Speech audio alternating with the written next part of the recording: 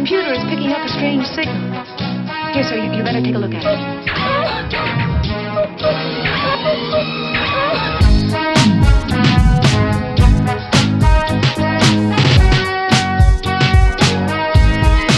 Hello and welcome to episode 96 of Life Through a Prism with your host Rob Tierney. In this podcast, we could take a look at articles regarding LGBTQIA+, disability, pop culture or a mixture. In this episode, we're going to look at LGBTQIA+ and disability together in an article from qnews.com.au entitled Tasmanian Lower House unanimously passed new hate crime legislation.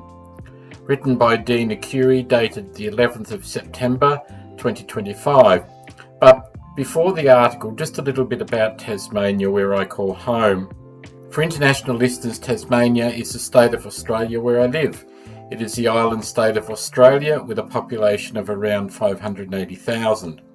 Tasmania historically has been a very homophobic state, with it being the last state in Australia to decriminalise homosexuality in 1997.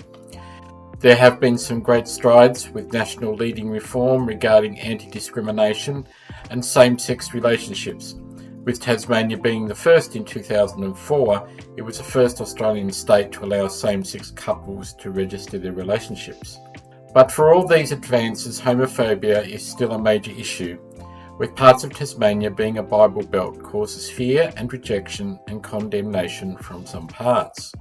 This podcast is not a political one, but I have been critical of the state government a couple of times, but I believe in being fair and sharing when something hopeful occurs in the halls of Parliament. So, to today's article. A nation-leading bill was unanimously passed in Tasmania's Lower House, allowing stronger penalties for prejudiced and hate-motivated crimes and greater protections for LGBTQ+ and other minorities. Tasmania's Lower House has been praised for unanimously passing what it says are national-leading new hate crime provisions. The draft legislation was announced by Tasmanian Attorney General Guy Barnett in November, and allows judges to impose harsher penalties for crimes motivated by prejudice, discrimination and hate. Currently, stronger penalties only apply to crimes motivated by racial hatred. New provisions saw the reintroduction of Tasmania's Sentencing Amendment Aggravating Factors Bill 2025 this week. This followed recommendations from its Sentencing Advisory Council extending the potential for stronger penalties, including for sexual orientation and gender identity. The proposed legislation seeks to improve the Act by broadening the scope of Section 11B so that it applies as a sentence aggravation factor in causes of prejudicial or hateful motivation based on others' attributes in addition to race, including religion, gender and age, as well as inserting a new section 11BA, so that a court must take into account whether an offender selected the victim due to vulnerability or personal circumstances of the victim, and as well as inserting illustrative, non-exhaustive lists of groups or attributes which are to be captured by the broader scope of Section 11B and the newer Section 11BA. Bill addresses targeted hate-motivated crimes. Co-convener of the Tasmanian Prejudice-Related Violence Working Group, Professor Nicole Asquith, said these amendments will enhance the legal measures available to police, prosecutors and the judiciary to address the serious harms that come with crimes that target marginalised communities. The bill will expand the scope of that existing provision in S11B of the Sentencing Act 1997 beyond racist hate crime. If passed without amendment, the bill will recognise for the first time in Tasmania a range of protected attributes including race, age, religious belief or affiliation, language, gender identity, sexual orientation, sex and disability, as well as providing capacity to recognise any other prescribed attribute, such as homelessness. This amendment to protected attributes is one of the broadest adopted in Australia. Attorney General Barnett praised the feedback received through the public consultation process. This played an important role in shaping the amendments. Every single Tasmanian deserves to be treated with respect, said Barnett, no matter who they are or where they come from. I cannot emphasise more strongly there is no place in our modern society for any type of crime, let alone crimes motivated by prejudice, bias or hate. I would like to thank all those who provided a submission on the draft bill. In particular, I want to acknowledge the Sentencing Advisory Council for its work in this area, as well as the Tasmanian Prejudice-Related Violence Working Group, the Multicultural Council of Tasmania and Equality Tasmania for their support and input on this important reform. We are continuing to work together to help Tasmanians deal with the challenges they face with compassion and common sense. Now to the Upper House.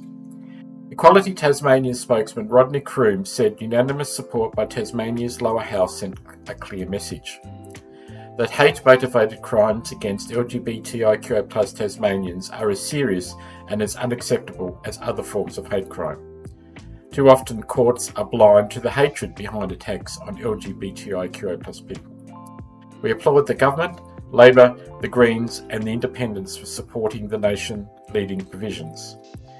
That will help courts determine when crimes are motivated by hate and prejudice. To ensure these new provisions have the desired effect, it is important there is more training for police in identifying hate-motivated crime, and better data collection and evidence gathering at the time of the crime. We will seek an opportunity to brief the Upper House on the need for the government's legislation in the coming weeks. The new provisions will likely be debated in the Upper House later this month. At the time of recording this podcast, it has not gone to the Upper House as yet. New provision for bereaved families welcomed. Equality Tasmania also welcomed unanimous support in the Lower House for a new provision allowing bereaved families access to coroner's reports about their loved one's death. The issue was raised publicly in 2022 by former Senator Janet Rice. Rice's wife, Dr. Penny Wheaton, died suddenly and unexpectedly at their shack at Sisters Beach on September 11, 2019. This new provision will ease the burden on bereaved partners and their families. We congratulate Janet Rice and everyone else who has bravely advocated for this reform.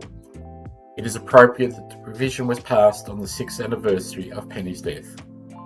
Hopefully it will come as consolation and closure for her family. Just on a personal note before we end.